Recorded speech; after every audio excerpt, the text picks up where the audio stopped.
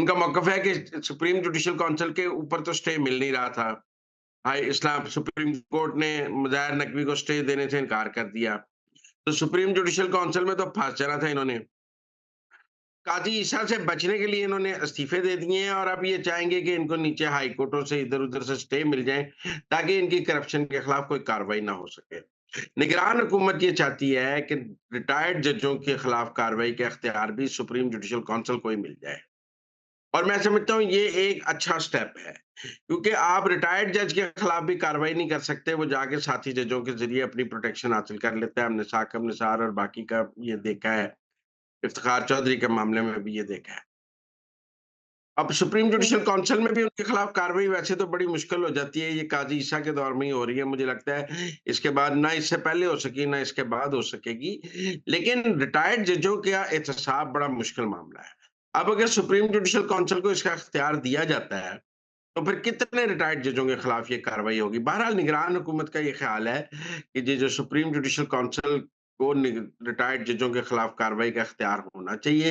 इस ज़िमन में एक फैसला है सुप्रीम कोर्ट का, जो जिसके ज़रिए सुप्रीम जुडिशल काउंसिल को रिटायर्ड जजों के खिलाफ कार्रवाई से रोका गया था।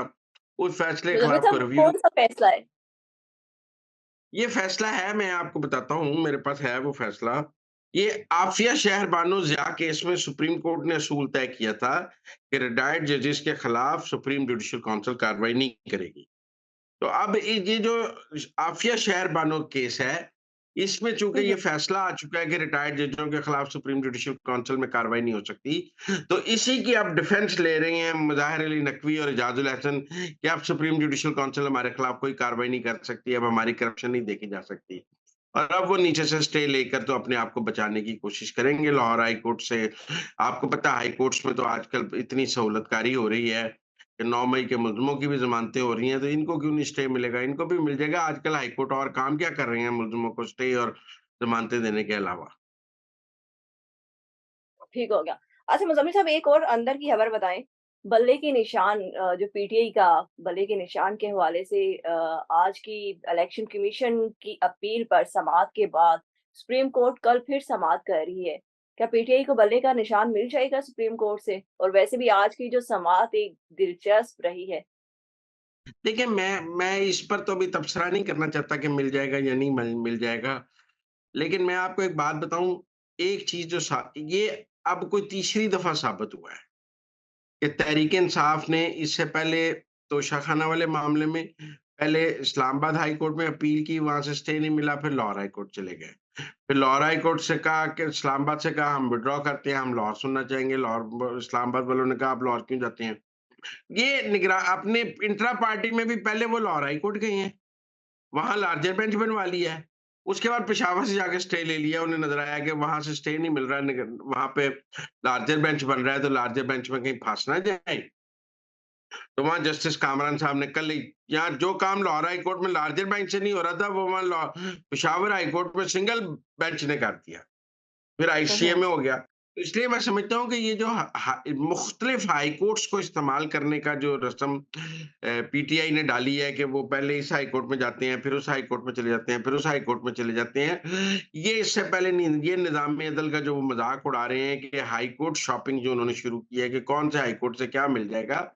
ये आज काज़ी फ़ायज़ ईसा साहब ने बड़ा पॉइंट आउट किया है कि आप किस तरह एक हाई कोर्ट से दूसरे हाई कोर्ट में फिर चले जाते हैं, उधर से उधर निकल जाते हैं, उधर से उधर निकल जाते हैं।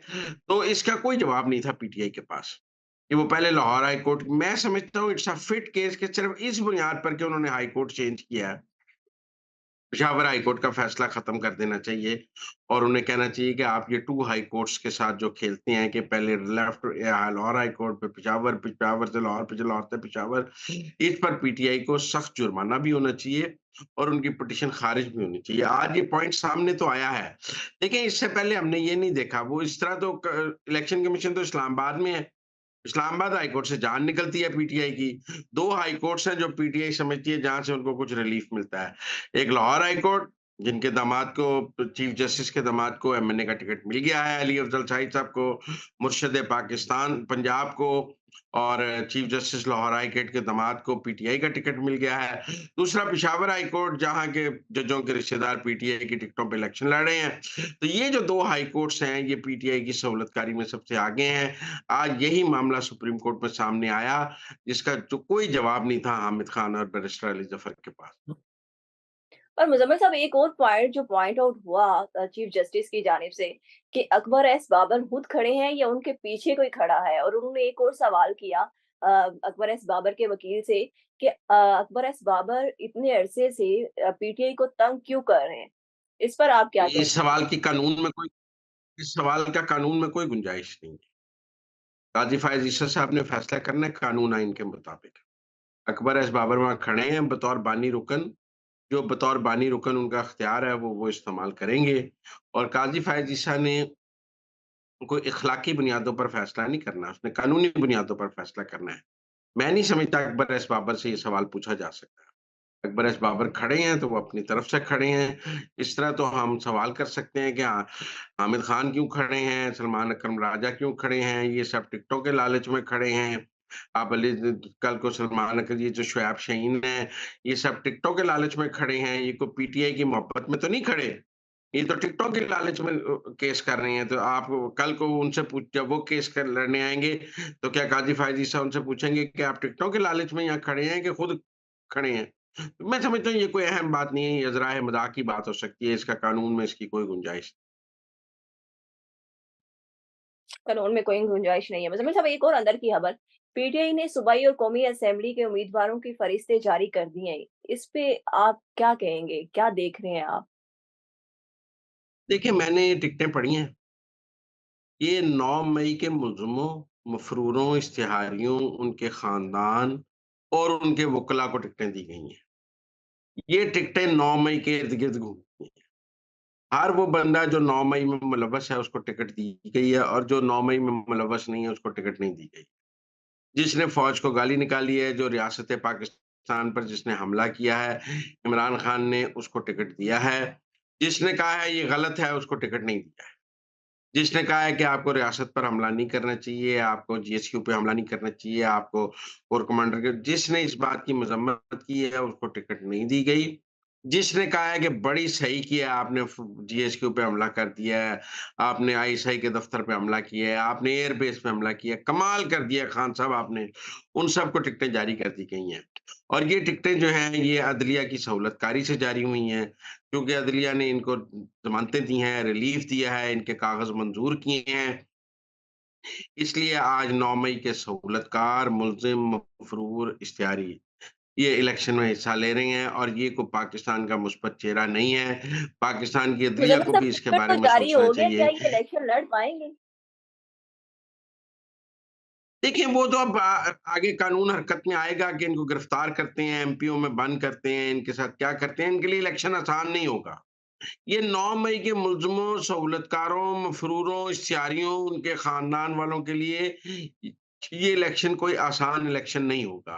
रियासत इनको माफ़ करने के लिए तैयार नहीं है और ना ही इनके साथ कोई नरमी करने के लिए तैयार है। अदलिया इनको जितनी सहूलतकारी करना चाहती है, वो कर ले, लेकिन आप देख लें कि अगर अदलिया सहूलतकारी करेगी, तो फिर उस सहूलतकारी का अंजाम भी हमने 2 इस्तीफ़ों की सूरत में देख लिया। थैंक यू मुज़म्मिल साहब कि आपने हमें अंदर की खबरों से बाखबर किया। मुज़म्मिल साहब के मुताबिक रियासत 9 मई के मुल्ज़िमों को माफ़ करने के लिए तैयार नहीं है। इसके साथ ही मुझे इजाज़त दें। अल्लाह हाफ़िज़।